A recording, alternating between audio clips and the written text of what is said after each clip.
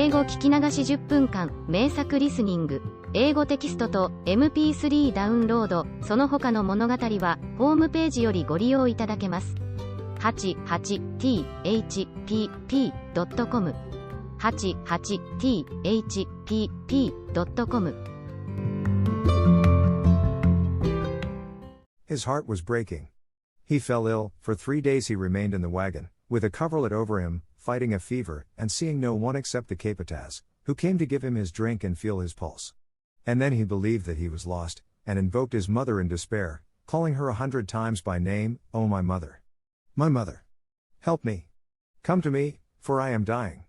Oh, my poor mother, I shall never see you again! My poor mother, who will find me dead beside the way!" And he folded his hands over his bosom and prayed.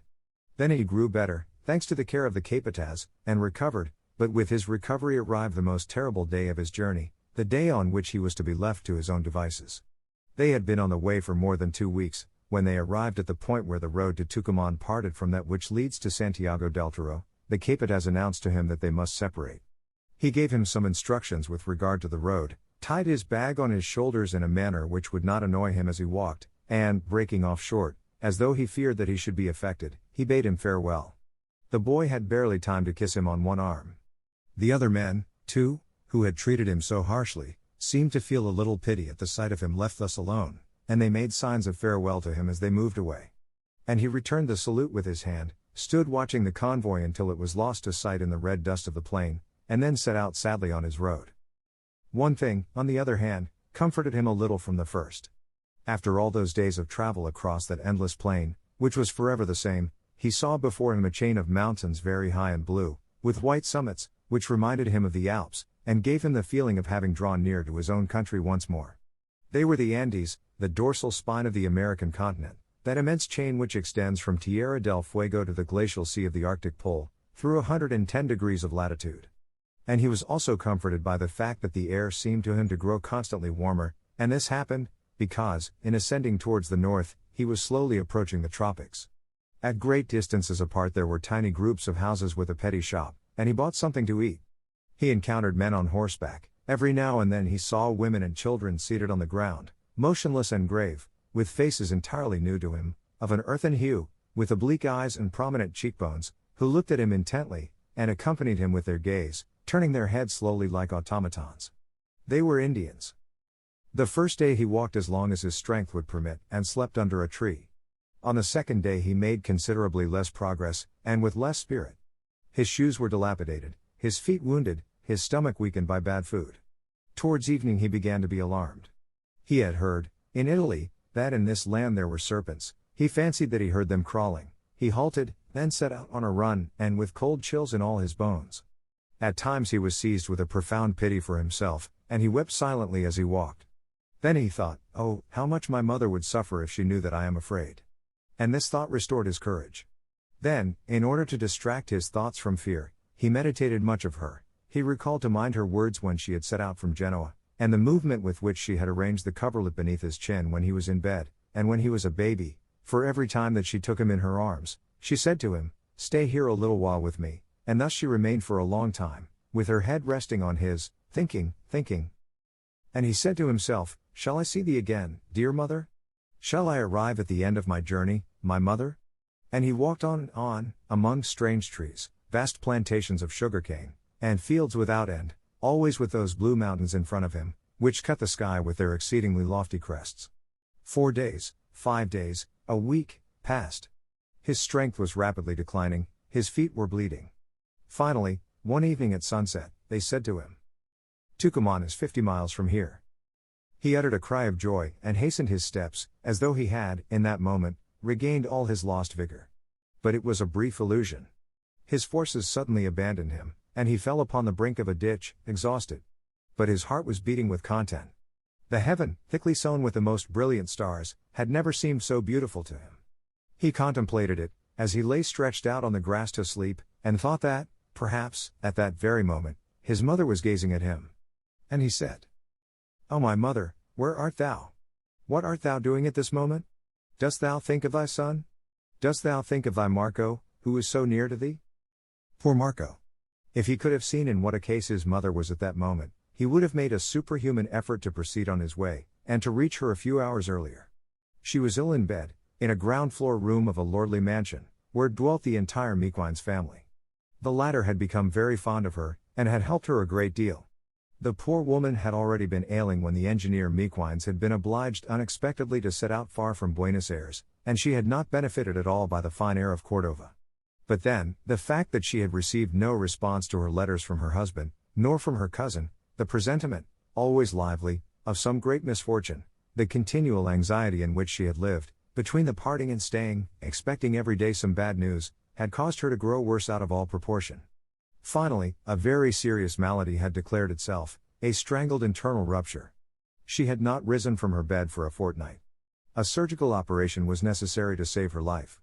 And at precisely the moment when Marco was apostrophizing her, the master and mistress of the house were standing beside her bed, arguing with her, with great gentleness, to persuade her to allow herself to be operated on, and she was persisting in her refusal, and weeping.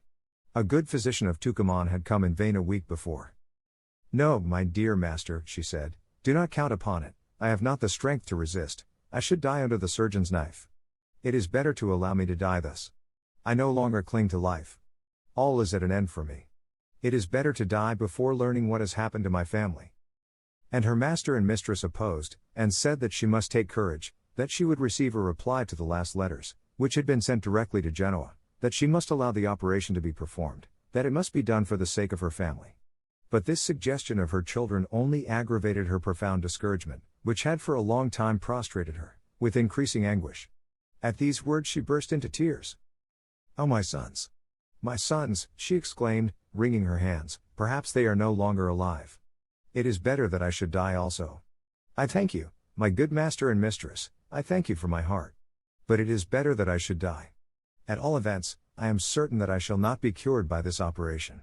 Thanks for all your care, my good master and mistress. It is useless for the doctor to come again after tomorrow. I wish to die. It is my fate to die here. I have decided." And they began again to console her, and to repeat, "Don't say that," and to take her hand and beseech her. But she closed her eyes then in exhaustion, and fell into a doze, so that she appeared to be dead.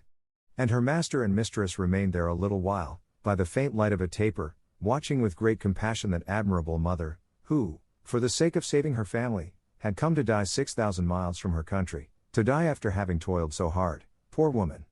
And she was so honest, so good, so unfortunate. Early on the morning of the following day, Marco, bent and limping, with his bag on his back, entered the city of Tucumán, one of the youngest and most flourishing towns of the Argentine Republic. It seemed to him that he beheld again Cordova, Rosario, Buenos Aires. There were the same straight and extremely long streets, the same low white houses, but on every hand there was a new and magnificent vegetation, a perfumed air, a marvelous light, a sky limpid and profound, such as he had never seen even in Italy. As he advanced through the streets, he experienced once more the feverish agitation which had seized on him at Buenos Aires. He stared at the windows and doors of all the houses, he stared at all the women who passed him, with an anxious hope that he might meet his mother. He would have liked to question every one, but did not dare to stop anyone. All the people who were standing at their doors turned to gaze after the poor, tattered, dusty lad, who showed that he had come from afar. And he was seeking, among all these people, a countenance which should inspire him with confidence, in order to direct to its owner that tremendous query, when his eyes fell upon the sign of an inn upon which was inscribed an Italian name. Inside were a man with spectacles, and two women. He approached the door slowly, and summoning up a resolute spirit, he inquired, "Can you tell me, Signor, where the family Mequines is?" "The engineer Mequines?" asked the innkeeper in his turn. "The engineer Mequines," replied the lad in a thread of a voice. "The Mequines family is not in Tucumán," replied the innkeeper. A cry of desperate pain, like that of one who has been stabbed, formed an echo to these words. The innkeeper and the women rose, and some neighbors ran up. "What's the matter? What ails you, my boy?" said the innkeeper, drawing him into the shop and making him sit down. "The deuce! There's no reason for despairing. The Mequines family is not here, but at a little distance off, a few hours from Tucumán." "Where? Where?" shrieked Marco, springing up like one restored to life. 15 miles from here," continued the man, "on the river at Saladillo, in a place where a big sugar factory is being built, and a cluster of houses. Signor Mequines's house is there, every one knows it, You can reach it in a few hours. I was there a month ago, said a youth, who had hastened up at the cry. Marco stared at him with wide-open eyes, and asked him hastily, turning pale as he did so, "Did you see the servant of Signor Mequines, the Italian? The Genoese?" "Yes, I saw her." Marco burst into a convulsive sob, which was half a laugh and half a sob. Then, with a burst of violent resolution, "Which way am I to go?" "Quick, the road. I shall set out instantly. Show me the way." "But it is a day's march," they all told him in one breath. "You are weary, you should rest, you can set out tomorrow." "Impossible. Impossible," replied the lad. "Tell me the way, I will not wait another instant, I shall set out at once, were I to die on the road." On perceiving him so inflexible, they no longer opposed him. "May God accompany you," they said to him. "Look out for the path through the forest. A fair journey to you, little Italian." A man accompanied him outside of the town, pointed out to him the road, gave him some counsel, and stood still to watch him start. At the expiration of a few minutes, the lad disappeared, limping, with his bag on his shoulders, behind the thick trees which lined the road. 英語聞き流し10分間、名作リスニング。英語テキストと MP3 ダウンロード、その他の物語は、ホームページよりご利用いただけます。88thpp.com 88thpp.com